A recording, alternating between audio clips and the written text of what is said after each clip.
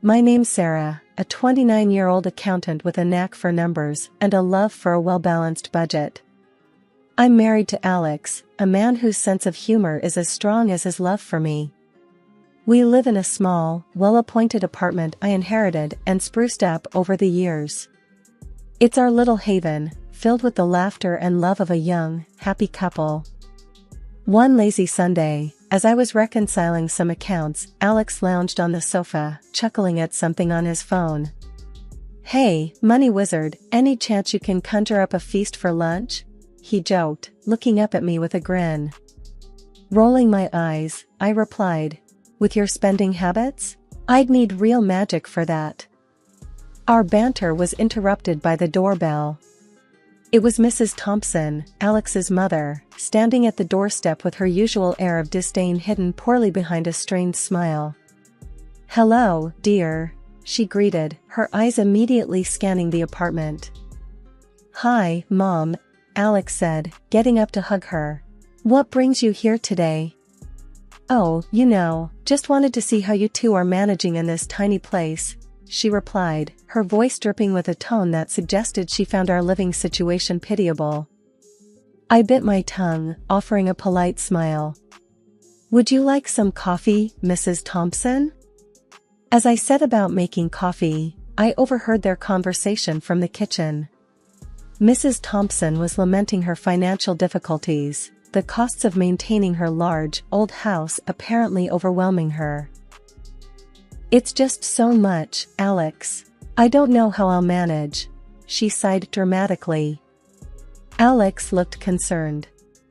"Mom, we can help out. Maybe we can give you some money each month, help ease the burden?" My heart sank. We were doing well, but we weren't wealthy. Still, the thought of his mother struggling was enough for Alex to offer. I brought in the coffee, sitting down as they discussed figures. $1,000 a month? Alex suggested, looking over at me for approval. I nodded, masking my concern. "If it helps, Mrs. Thompson, we're happy to help." She accepted with a quick, almost too eager nod. "You're such good children. I don't know what I'd do without you." Yet, as she sipped her coffee, her eyes lingered on the renovated kitchen, the sleek appliances, and the comfortable furniture. "Of course, if you could afford such nice things for yourselves, maybe you could spare a little more," she mused, her voice trailing off suggestively. Alex was about to speak, but I cut in. "We'll start with the 1,000 and see how things go. We have to be mindful of our own expenses, after all." Mrs. Thompson seemed a bit put off, but covered it with a tight smile. "Of course, dear. I appreciate anything you can do." After she left, Alex and I sat in a heavy silence. "Are we doing the right thing?" he finally asked, his brows furrowed in worry. I reached for his hand. "We're helping your mom, that's important. But let's not dive into deep waters we can't swim out of, okay?" He squeezed my hand back, the weight of our decision settling in. "Okay," he agreed, but I could tell the matter wasn't settled in his heart. The rest of the day passed quietly, with both of us lost in our thoughts. The air in the apartment felt different now, charged with the responsibility we had taken on and the uncertainty of what lay ahead. As night fell, I couldn't shake the feeling that Mrs. Thompson's visit was just the beginning of a larger challenge we would face together. But whatever it was, we'd face it as a team, as we always did. Weeks after Mrs. Thompson's visit, the routine of our life resumed, the uneasy feeling of the financial commitment lingering like a stubborn fog. Then, out of the blue, we got news that turned our world upside down. I was pregnant. The joy was overwhelming. Alex's face lit up like a Christmas tree when I told him, his laughter echoing in the apartment. "We're going to be parents, Sarah." "Can you believe it?" he exclaimed, lifting me in a whirlwind hug. Laughing and a bit dizzy, I replied, "Believe it? I'm already planning the budget for baby shoes and college." The news of the baby brought a new wave of visits from Mrs. Thompson. One evening, she arrived with an unusual spark in her eye. "I have a proposal for you too," she began, settling herself on the sofa as if preparing for a long discussion. Alex and I exchanged a look, trepidation mixing with curiosity. "What kind of proposal?" I asked, trying to keep my voice steady. "It's simple. You need more space for the baby, and I need less of a burden. I move in with my daughter, and you move into my house," she declared, her voice carrying a note of finality. I choked on my tea. "Move in, to your house?" The image of her large, run-down home flashed in my mind, the creaky floors and peeling paint a stark contrast to our cozy apartment. Alex, ever the optimist, chimed in. "That's an idea, Mom. But Sarah's right. Your house needs a lot of work."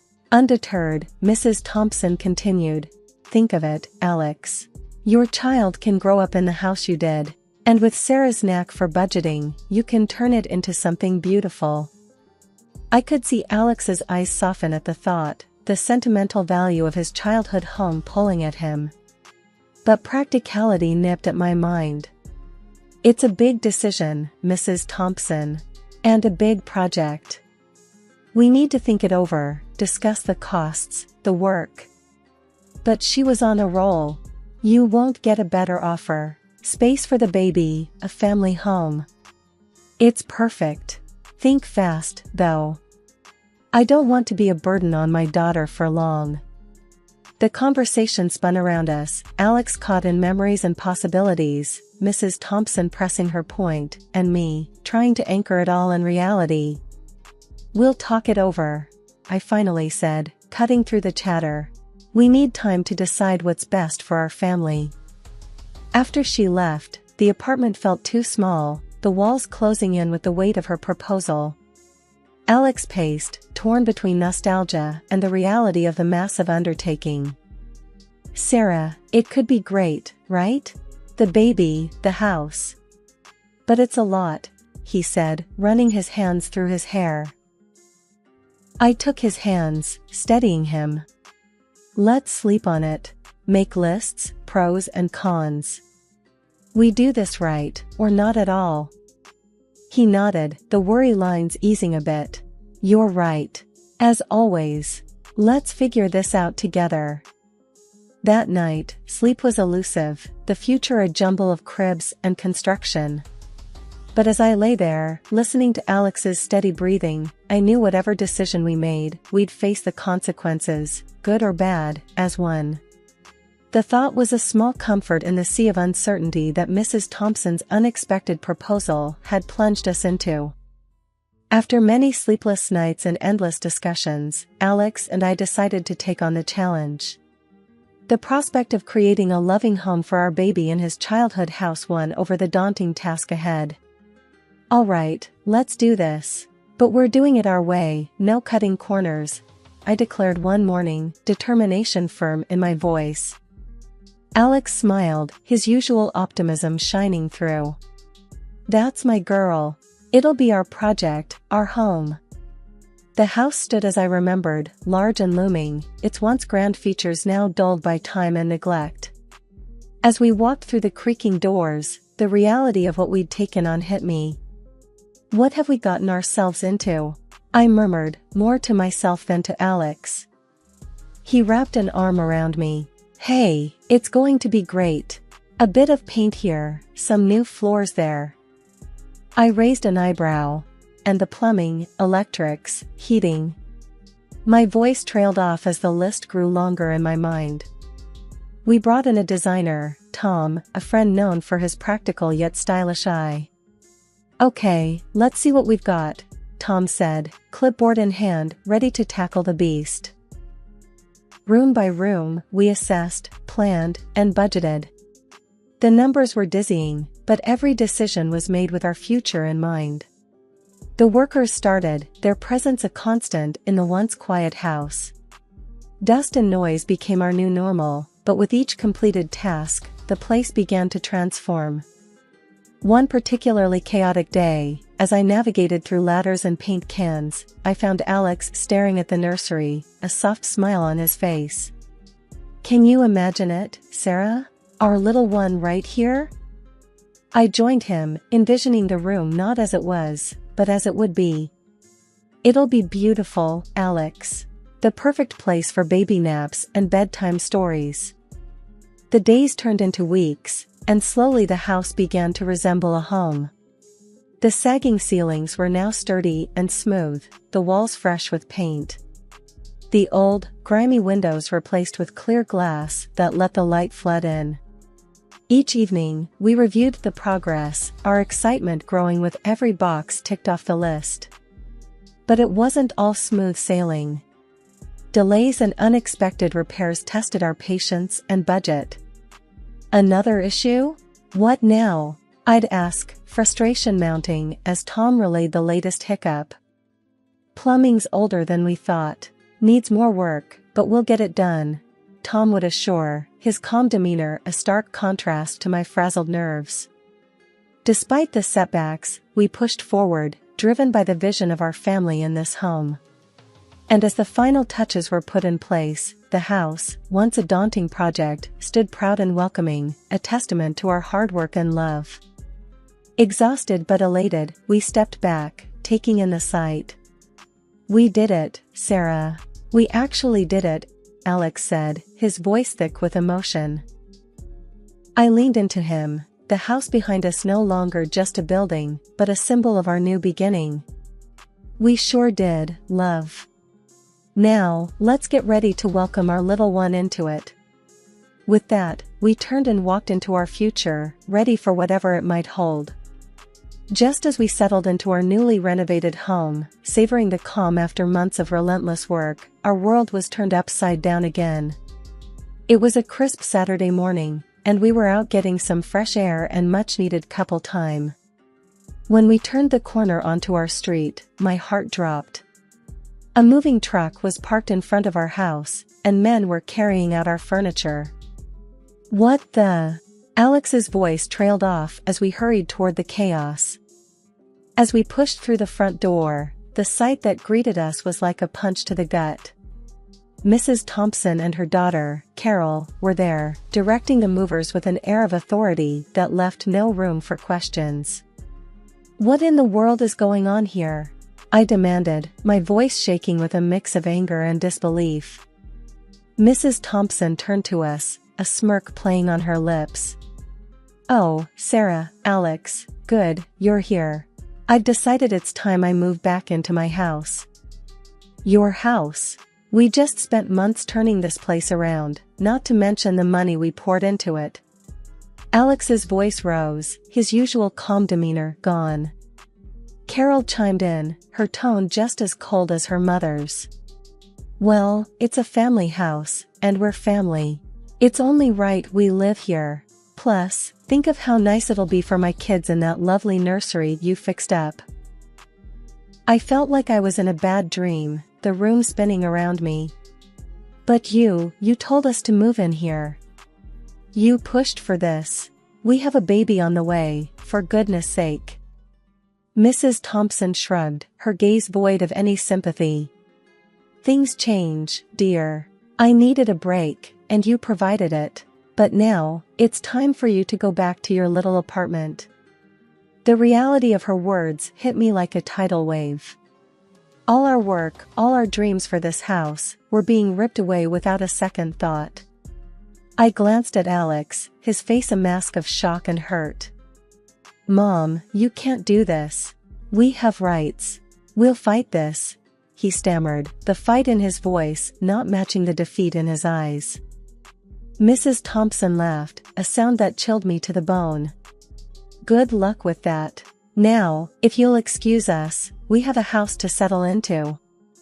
We were ushered out like strangers, our belongings piled haphazardly on the lawn. The movers didn't meet our eyes, their actions mechanical and detached. As we sat amidst boxes and bags, the life we had built within those walls now locked away from us, Alex put his arm around me. "I'm so sorry, Sarah. I just never imagined." I leaned into him, the tears I'd been holding back finally breaking free. "It's not your fault, Alex. We were conned, plain and simple." The following days were a blur of anger, disbelief, and an unyielding sense of betrayal. We were back in our apartment, surrounded by boxes that were meant for a different life. Alex was quiet, his usual light extinguished by the shock. I was fuming, pacing the small space like a caged animal. "We need to do something, Alex. We can't let them get away with this," I exclaimed, my voice sharp with frustration. Alex, looking up from the sea of papers he had been sifting through, met my gaze. "I know, Sarah. And I think I have something that might help." My heart skipped a beat. "What is it?" He held up his phone, a determined glint in his eye. "Remember the day she proposed the switch?" I had recorded the conversation, just a gut feeling. "It's all here, her admitting it was her house, but encouraging us to move in, to invest." I felt a surge of hope, mixed with a bitter satisfaction. That could be our leverage. We contacted a lawyer, a no-nonsense woman named Janet who had a reputation for being a bulldog in court. She listened intently as we relayed our story, the recording playing a pivotal role. "This is good," Janet nodded after hearing the recording. "It's not a straightforward case, but it's a start. We'll need more, though. Receipts, contracts, any communication about the renovations." We spent the next few days gathering every piece of evidence we could find. Every receipt felt like a tiny weapon in our fight to reclaim not just the house, but our dignity and future. The day we presented our case to Janet, her office was stark and uninviting, but her focus was unwavering. "This is solid," she said, sifting through the papers. "We'll file for deception and undue influence. It's going to be a battle, but I think we have a shot." The weeks leading up to the court date were tense. We were a mix of nerves and grim determination. The thought of facing Mrs. Thompson and Carol in court made my stomach churn. On the day, as we sat in the sterile courtroom, I held Alex's hand tightly. Mrs. Thompson and Carol sat across from us, their faces masks of cool indifference. As the proceedings began, Janet was fierce, laying out our case with a precision that left no room for doubt. Mrs. Thompson's lawyer tried to counter, but the recording, the receipts, they all painted a clear picture of deceit.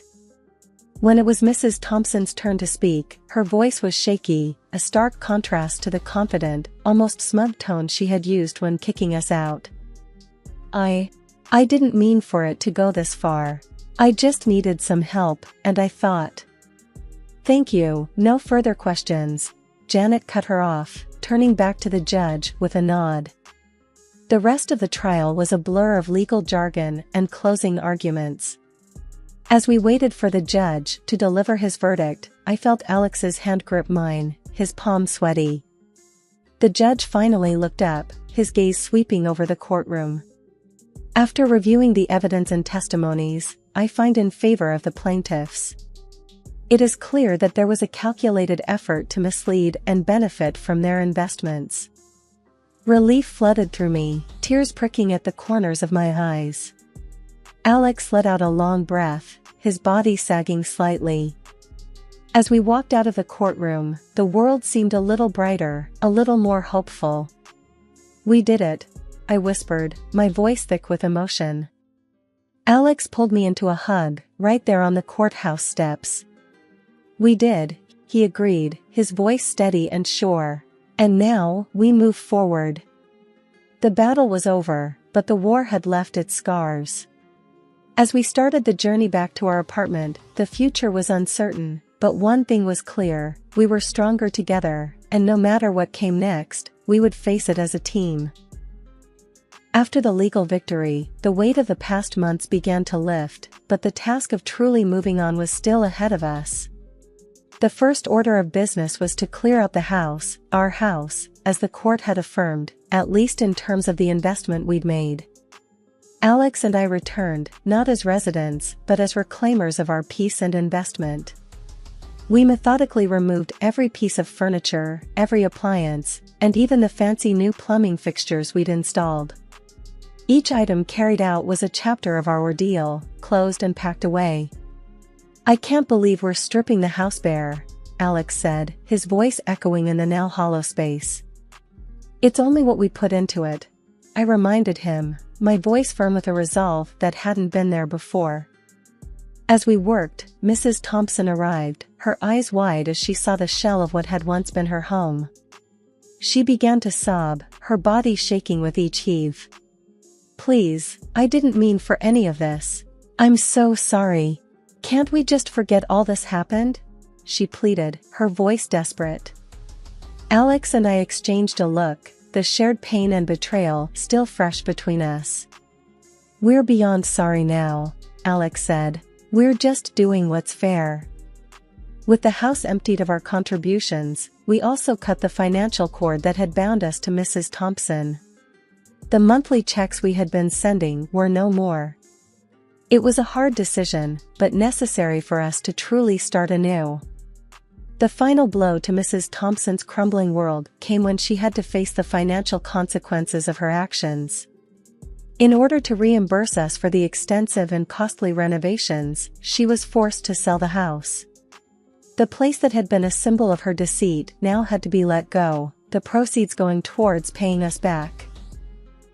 The news of the sale came to us not with joy but with a quiet acknowledgement of the closure it brought. We had no desire to revel in her downfall, we simply wanted to move forward. In the end, Mrs. Thompson stood in the doorway of what was once her home, now belonging to another family, her eyes red from tears. "I'm so sorry," she whispered again, her voice lost in the shuffle of movers and the bustle of new occupants. We left her there, her apologies a faint echo in our determined stride away. Our path led back to our apartment, to the life we had been building before everything went awry. We walked hand in hand, not looking back. The apartment welcomed us with open arms, its walls ready to be filled with new memories and laughter.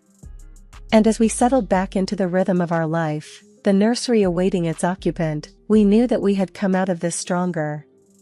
We had fought for our future, for our family, and no matter what else lay ahead, we would face it together.